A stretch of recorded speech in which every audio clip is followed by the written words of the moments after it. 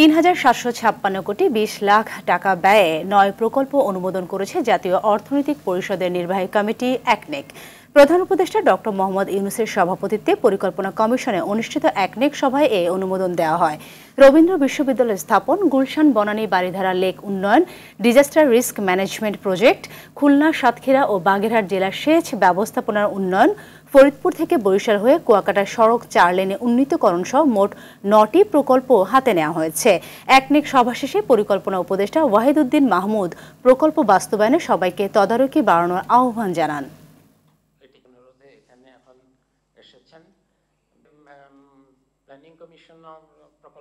রাজনৈতিক প্রভাবে অনেক প্রকল্প ঠিকভাবে নেওয়া হয় না, কিন্তু অন্য দিক হলো যে প্রকল্পগুলোতে যাতে অনিয়ম না হয়, দুর্নীতি না হয়, সেটার জন্য কিন্তু প্রকল্প তৈরির প্রক্রিয়া থেকে শুরু করে বাস্তবায়নের শেষ হওয়া পর্যন্ত নজরদারি রাখতেই হবে।